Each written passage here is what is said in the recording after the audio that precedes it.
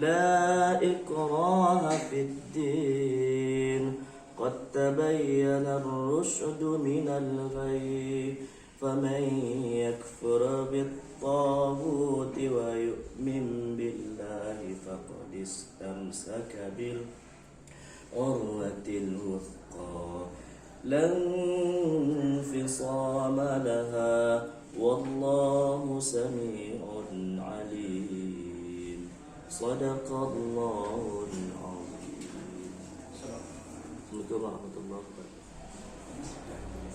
Baik, bismillah. Assalamualaikum warahmatullahi wabarakatuh. Waalaikumsalam warahmatullahi wabarakatuh. Baik, Ustazah, insyaallah speaking ini tujuannya untuk mengajarkan anak saya untuk tadi bagus siapa. Tapi yang melakukan yang pertama kita saksikan itu 1, 2, 3, 4, 5, 6. Kemudian 1, 2, 3, 4, 5, 6. Kita pakai yang kedua kan apa lagi?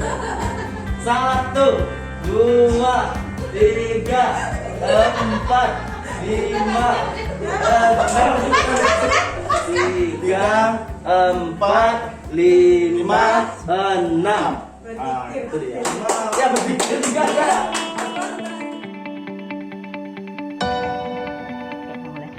Assalamualaikum warahmatullahi wabarakatuh. Alhamdulillahirrabbilalamin. Terima kasih Ustazah atas waktu dan kesempatannya untuk mengikuti program sosialisasi modul 1 dari Guru Penggerak. Jadi Ana di Guru Penggerak ini ada yang namanya itu salam dan bahagia. Jadi kalau Ana sampaikan salam dan bahagia, Ustazah juga jawabnya salam dan bahagia. Jadi coba Ana salam dan bahagia. Salam dan bahagia. Sebelumnya kita tonton dulu video berikut ini mengenai pendidikan pada zaman kolonial.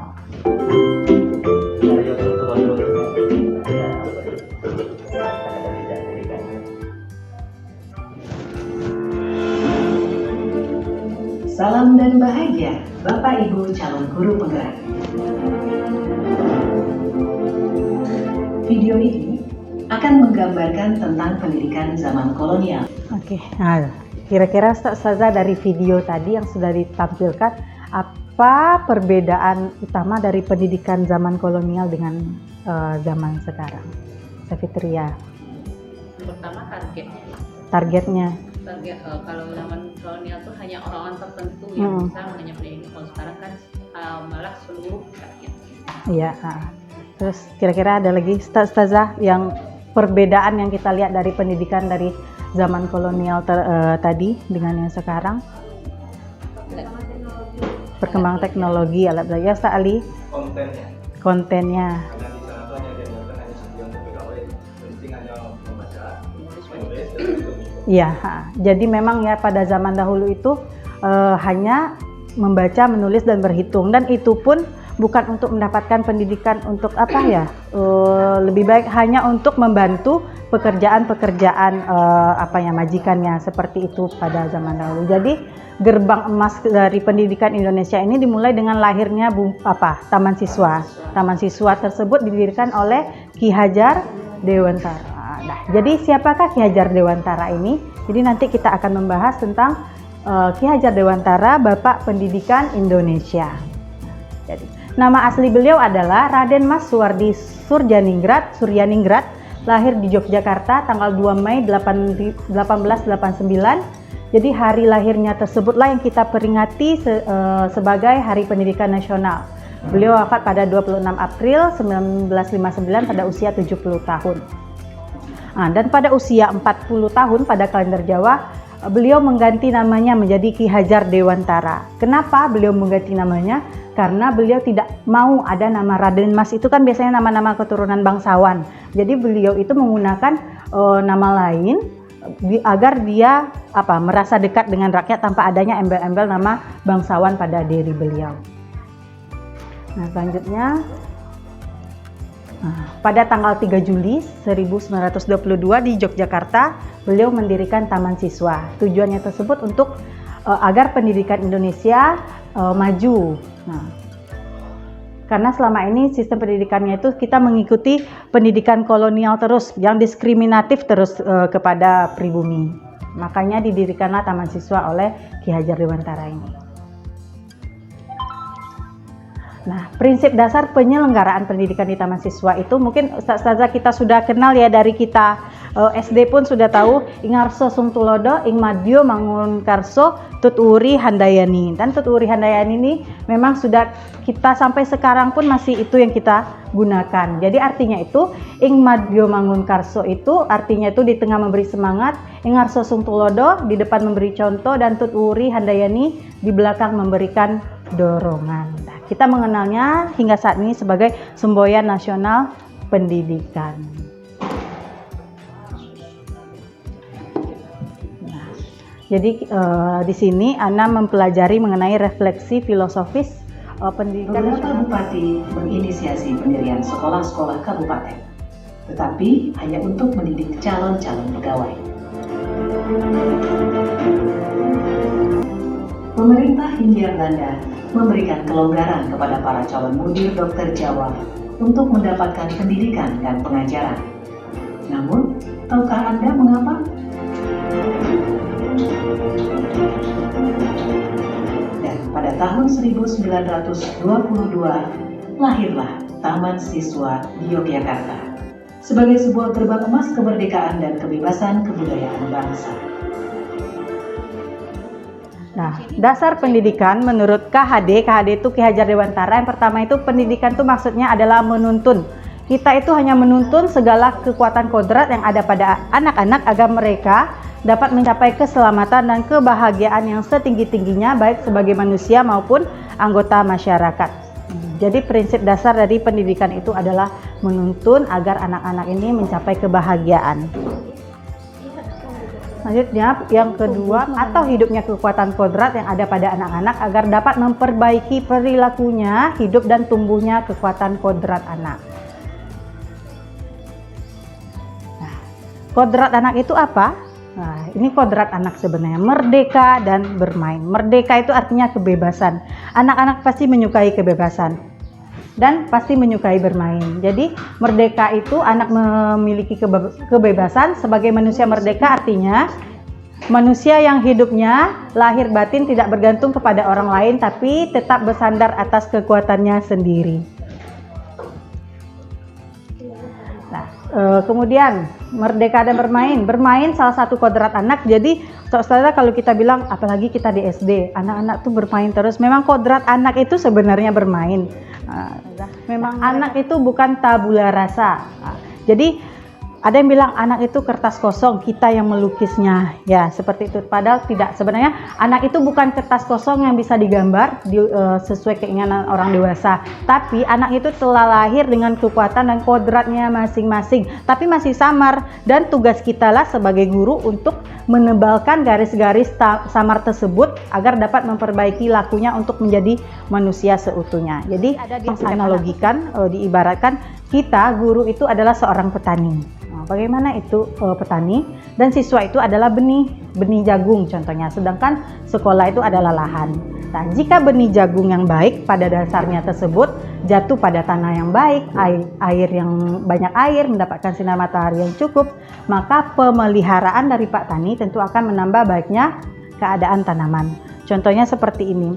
Ada semua biji itu belum tentu bagus. Nah, biji itu diibaratkan kepada anak. Tapi dengan pemeliharaan Pak Tani, tentu biji yang kurang bagus itu pun juga bisa tumbuh bagus jika memang tanahnya digemburkan, diberi pupuk, diberi air yang cukup, maka benih tersebut akan tumbuh juga menjadi bagus. Jadi kita itu memelihara kalau jadi petani. Kalau tidak ada pemeliharaan, sedangkan keadaan tanahnya juga tidak baik, atau tempat jatuhnya benih jagung itu tidak mendapatkan sinar matahari atau kekurangan air, maka benih jagung itu walaupun benihnya itu benih yang super, benih yang unggul pun, maka dia juga tidak akan baik karena pengaruh keadaan. Contohnya saja mengacu pada Merdeka Belajar.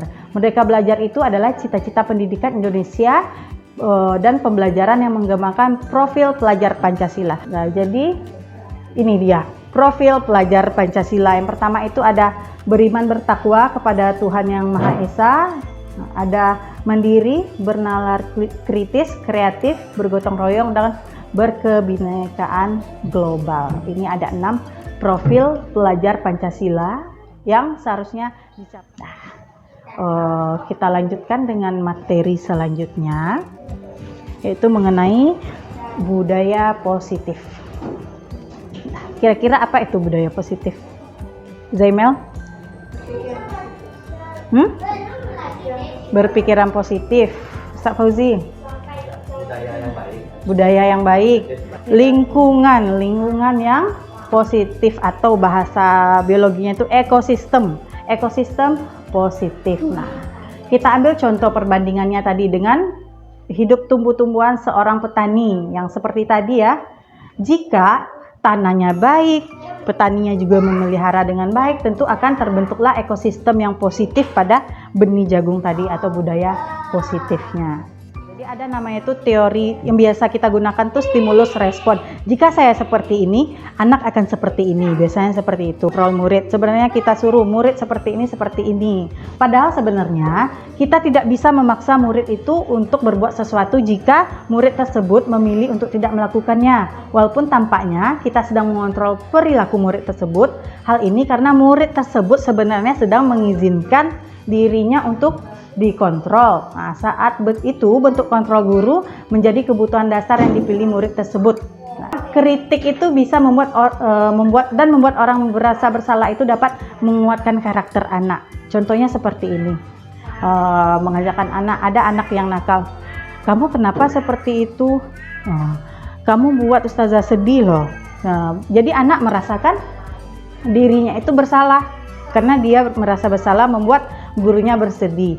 Mungkin kita melihat kita berhasil ya di awal, anak itu jera karena dia udah merasa bersalah. Padahal jangka panjangnya itu akan berefek, anak akan merasa dirinya buruk, akan mencap dirinya sebagai orang yang buruk. Lama-kelamaan kalau semua penguatan positif efektif dan bermanfaat. Nah, penguatan positif atau bujukan adalah bentuk-bentuk kontrol. Nah, jadi tidak semua yang kita kira penguatan positif, penghargaan itu baik ya Ustazah. Nanti kita akan melihat bahwa reward atau penghargaan itu tidak selamanya baik. Ada juga bahwa orang dewasa memiliki hak untuk memaksa. Kita biasanya seperti itu. Orang dewasa itu percaya bahwa mereka memiliki tanggung jawab untuk membuat murid-murid berbuat hal-hal tertentu. Apapun yang dilakukan dapat diterima selama ada sebuah kemajuan berdasarkan sebuah pengukuran kinerja. Pada saat itu pula, nah ini contohnya yang stimulus respon tadi. Kalau di stimulus respon, kita mencoba mengubah orang agar berpandangan sama seperti kita. Sedangkan pada teori kontrol, biasanya kita pakai stimulus respon. Pada teori kontrol, kita berusaha memahami pandangan orang lain tentang dunia. Kita rubah. Pada teori kontrol ini berpikir win-win solution, menang-menang. Nah, coba saja murid-murid itu disiplin, pasti pembelajaran akan lebih efektif. Pasti kita akan berpikir seperti itu ya Ustazah. Coba murid-murid kita semuanya disiplin mengikuti peraturan, pasti akan tercapai target-target pembelajaran kita. Dah. Tapi dalam budaya kita sebenarnya disiplin ini sudah berganti jadi pemaksaan terhadap orang lain. Si perilaku manusia, misalnya Zahda datang ke sekolah. Zahda apa alasannya datang ke sekolah tepat waktu? Apa? Nggak potong gaji. Zafitri apa alasannya datang tepat waktu ke sekolah? Biar nggak potong gaji. Zaiya?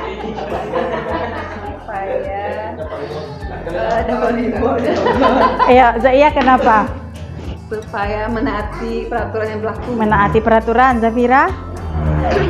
Kalau saya motivasi untuk datang cepat itu, saya butuh tenang dulu sebelum memulai. Jadi kalau udah terlambat tergesa-gesa, jadi dalam kondisi semrawut kita berhadapan dengan anak itu agak terganggu. Oke, berarti Zafira memang karena diri sendiri ya, bukan karena takut gajinya dipotong, bukan karena takut kena hukuman. Oke. Masih terus belajar untuk disiplin. Iya, pasti Gitu. selamat di biasa. Walaupun sering terlambat 3 ceklonya gitu. Oke. Karena Tidak berusaha. kalau berusaha kita ada lah, walaupun luar biasa sekali. Iya. Terus sekarang udah apa gitu kan, udah berangsur lebih baik. Teori motivasi perilaku manusia kita ya, ada 3 sebenarnya. Yang pertama itu Berarti nomor 1 ya, untuk menghindari ketidaknyamanan atau hukuman. Nah, apa yang akan terjadi apabila saya tidak melakukannya? Nah, yang kedua itu untuk mendapatkan imbalan. Misalnya kalau datang cepat kita dapat hadiah atau gini. Seperti dulu kan pernah ya Ustazah, guru terbaik yang datang selalu awal waktu. Berarti selalu awal datang. Ya. Datang lebih awal. sekarang nggak ada yang gitu. Karena ingin mendapatkan imbalan dari orang lain, itu yang tingkatan motivasi yang kedua, karena menginginkan imbalan. Yang ketiga tadi itu seperti yang Zafira, untuk menghargai dirinya sendiri, menjadi insan yang sesuai dengan harapan. Ya. Jadi saya akan menjadi orang seperti apa apabila saya melakukannya. Jadi itu sudah motivasi internal, sudah dalam dirinya sendiri, intrinsik. Apapun yang motivasi yang ketiga ini yang paling baik, ini yang akan kita tumbuhkan pada diri anak-anak kita. Bagaimana mereka ada motivasi internal dalam dirinya sendiri, tanpa ada pun penghargaan, tanpa ada pun hukuman, mereka akan melakukan hal tersebut. Cuma untuk pertanyaannya, apakah Ustazah sudah merdeka? Tadi budaya positif itu akan bisa tercipta dari lingkungan yang positif. Nah, lingkungan yang positif karena kita guru kelas, jadi kita akan membahas mengenai yang keyakinan kelas. Keyakinan kelas ini lebih mendalam dari peraturan kelas. Nah, keyakinan kelas, hukuman dan penghargaan. Mengapa tidak peraturan saja? Mengapa harus keyakinan kelas? Mengapa kita memiliki peraturan harus menggunakan helm bila mengendarai kendaraan roda 2? Kenapa Ustaz Suardi kenapa mau menggunakan helm ketika membawa motor? Takut kena tilang kah? Supaya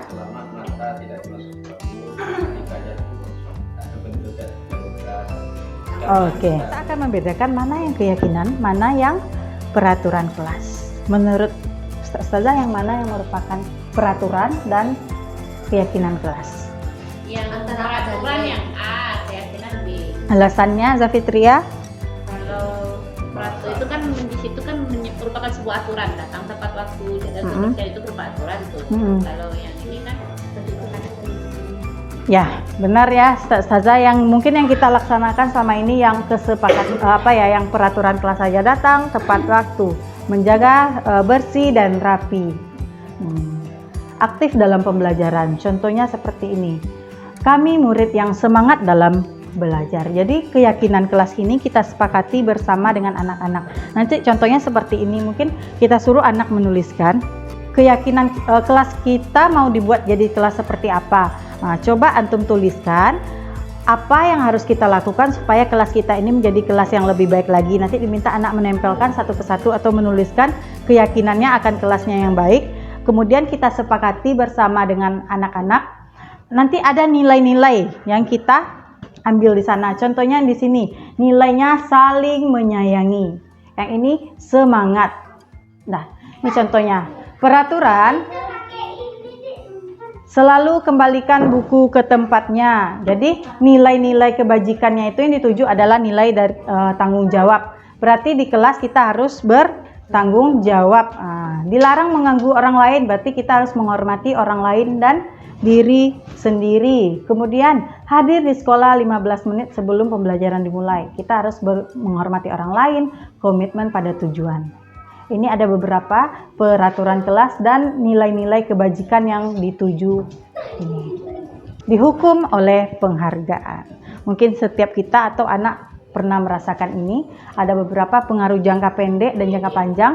Ada penghargaan yang menghukum, penghargaan mengurangi ketepatan, penghargaan tidak efektif, dan penghargaan merusak hubungan. Jadi tidak selamanya penghargaan itu baik atau bagus, bukan berarti kasih permen misalnya. Awal-awalnya iya dia semangat untuk menulis, mengerjakan latihan, tapi lama-kelamaan dia akan kehilangan motivasinya. Ya, hanya nggak ada hadiahnya Ustadz, nggak ada permennya Ustadz, makanya anak itu kehilangan motivasinya. Ini pengaruh jangka pendek dan jangka panjang dari penghargaan tersebut. Nah, Jika saya mengharapkan suatu penghargaan dan tidak mendapatkannya, saya akan kecewa dan berkecil hati, serta kemungkinan lain kali saya tidak akan berusaha sekeras sebelumnya. Makanya saya nggak mau lagi berusaha, nggak ada hadiah dari Ustadz Ali, katanya kayak gitu.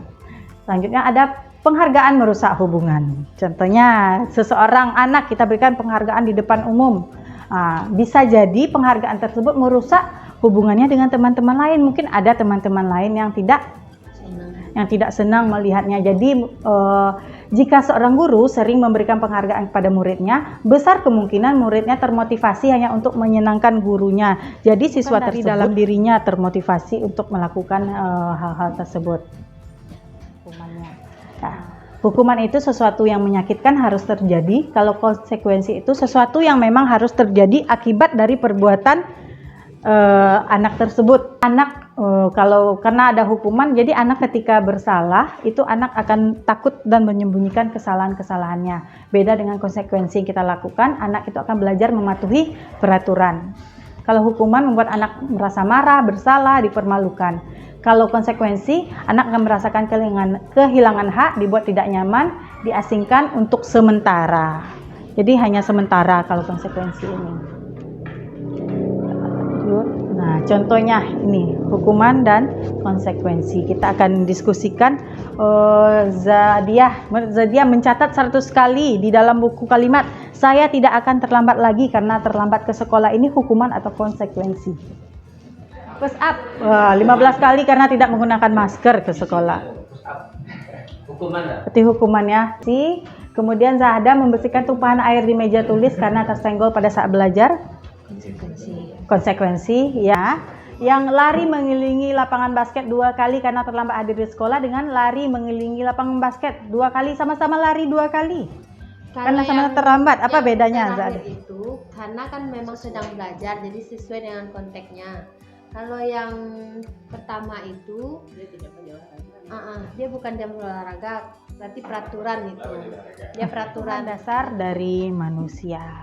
Jadi ada 5 sebenarnya kebutuhan dasar dari manusia. Itu yang pertama, kebutuhan untuk diterima, kebutuhan merasa senang, kebutuhan akan pilihan, kebutuhan pengakuan atas kemampuan, dan untuk bertahan hidup. Cari-cari perhatian bagaimana supaya kita mengakui, ya, memujinya, bagus, padahal kita cuma bilang, loh bagus loh gambarnya.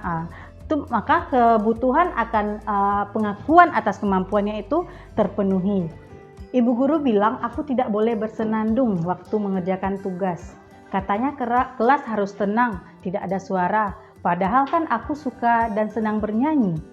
Padahal itu sebenarnya kebutuhan apa yang ada pada anak tersebut.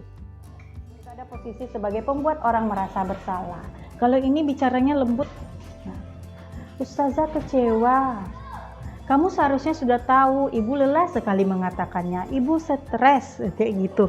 Jadi hasilnya nanti anak-anak itu akan kebiasaannya itu berbohong.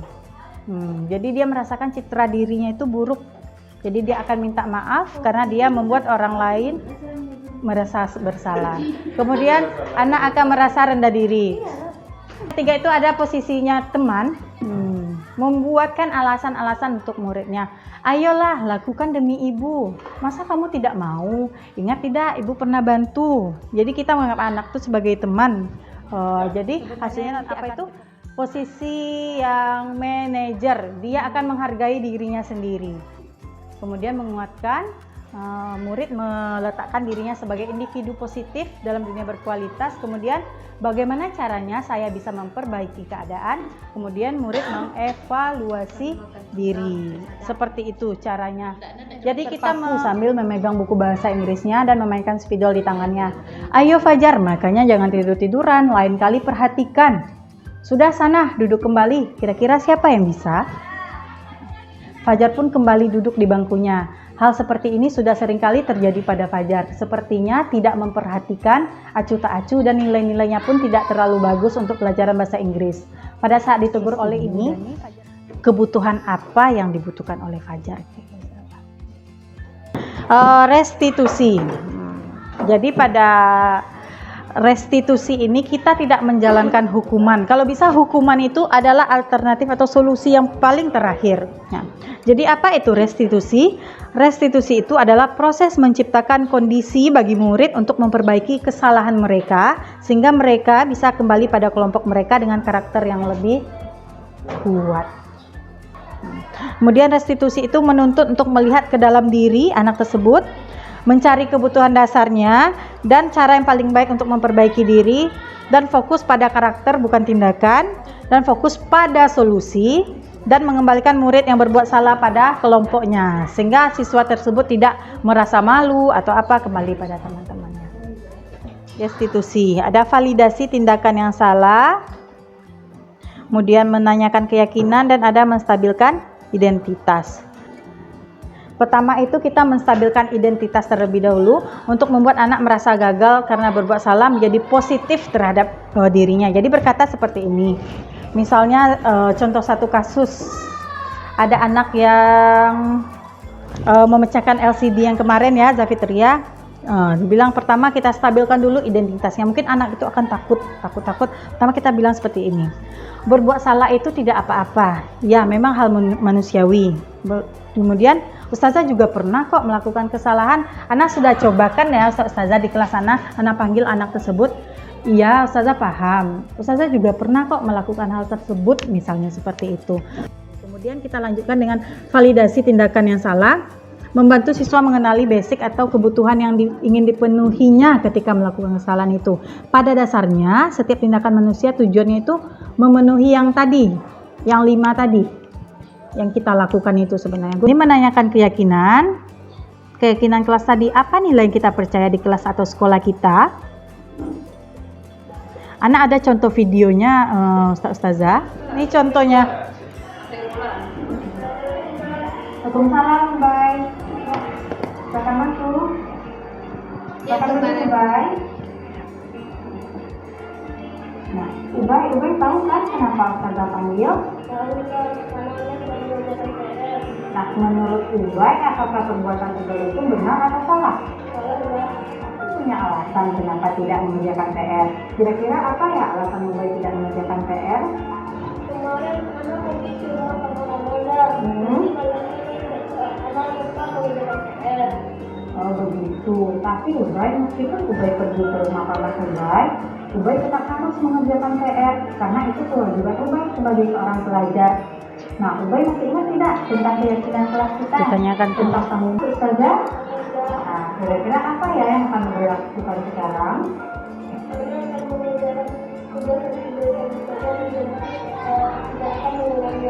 Alhamdulillah kalau begitu. Semoga Ubay menjadi anak yang disiplin dan bertanggung jawab ya Ubay.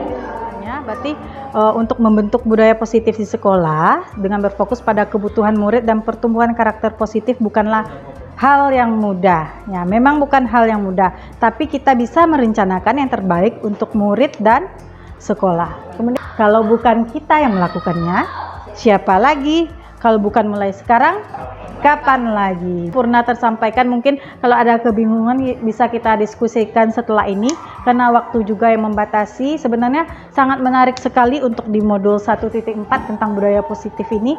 Ana pun juga masih menggali, masih berusaha untuk menerapkan, tapi memang sangat menarik sekali menurut Ana tentang konsep budaya positif yang akan diterapkan ini. Jadi dimulai dari hal yang terkecil dari lingkungan kita, yaitu dari kelas kita dulu. Baru nanti terbentuklah ekosistem positif, budaya positif di sekolah kita.